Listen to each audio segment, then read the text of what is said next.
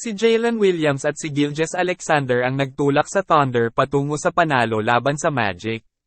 Sa pagkakaisa nina Shai Gilgeous-Alexander at Jalen Williams, nakapagtala sila ng points sa victory on the road laban sa Orlando Magic.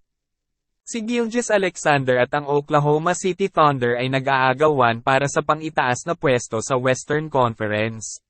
Nagtala si Jalen Williams ng 33 points, idinagdag ni Shai Gilgeous-Alexander ang 32 points at 5 assists at nagpahirap sa isang mabagal na simula ang Oklahoma City sa pag-api sa Orlando Magic sa score na 127-113 na panalo nitong Martes ng gabi sa huling laro ng Thunder bago ang All-Star break.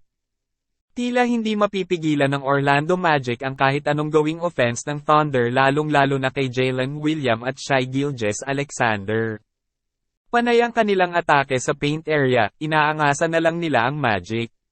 Sa tindig at laki ni Jalen Williams at sa kakayahan ni SGA na umatake, hindi nila ito napipigilan sa pagkakataong ito. Kagaya na lang nito, sabay atake na naman si Williams pero panis pa rin ang depensa ng Magic. Napa-flex na lang si Williams dahil sa kanyang ginawa. Isang magandang transition para kay Shai Gilgeous-Alexander at Jalen Williams.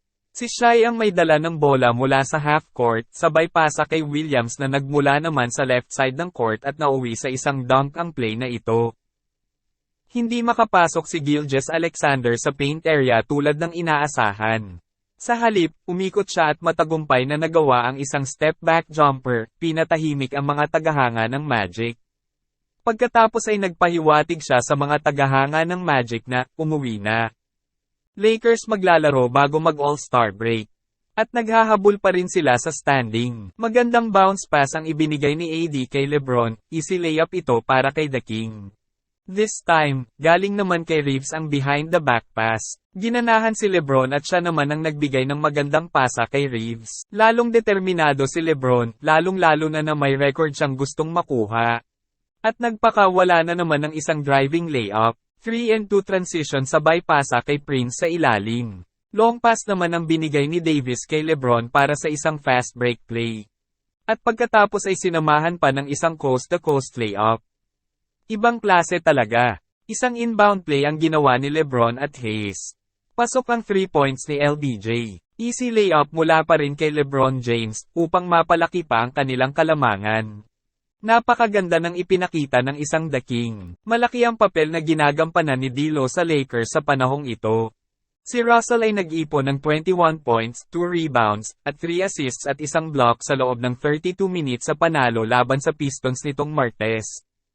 Bagamat naglaro si Russell ng 32 minutes, nagbahagi siya ng oras kay Spencer Dinwiddie, na gumawa ng kanyang debut sa Lakers. Habang siya naman ang nasa court, maganda pa rin ang kanyang performance. Hindi naman siguro maapektuhan ang kanyang oras at performance kahit na may Spencer Dinwiddie pa sa lineup. Si Anthony Davis ay nag-e-enjoy ng isang magaling at magandang performance. Ang All-Star ng Lakers ay may average na 24.7 points, 12.1 rebounds, 3.9 assists, at 1.8 blocks ngayong season. Mas kahanga-hanga pa, mayroon lamang siyang na-miss na 4 na laro ngayong taon at tila papunta siya sa paglalaro ng higit sa 70 regular season games para sa unang pagkakataon bilang isang Laker. Ang kanyang mahusay na kondisyon at kalusugan ang nagbigay sa kanya ng kanyang 9th career All-Star nod matapos ang 3 taong pagkawala. Si Jason Tatum ay nagtala ng 41 points habang binabagsak ng Boston Celtics ang Brooklyn Nets upang palawakin ang NBA best record. Si Jason Tatum, ang 5 beses na NBA All-Star, ay nagtala ng pinakamataas na puntos na 41 at kumuha ng 14 rebounds upang pangunahan ang Boston Celtics sa tagumpay na 118-110 laban sa Brooklyn Nets nitong Martes. Ang Celtics ay mayroong isa sa pinakamahusay na 5 taong unit sa NBA na kinabibilangan ng kanilang starting lineup na sina Drew Holiday, Derek White, Jaylen Brown, Tatum at Kristaps Porzingis. Wala si Porzingis nitong Martes matapos magkaroon ng lower back contusion laban sa Miami Heat noong linggo ngunit walang anumang palatandaan na nahihirapan sila nang wala ang Latvian center. Nananatiling number 1 seed sa Eastern Conference ang Boston na may 43 wins at 12 losses.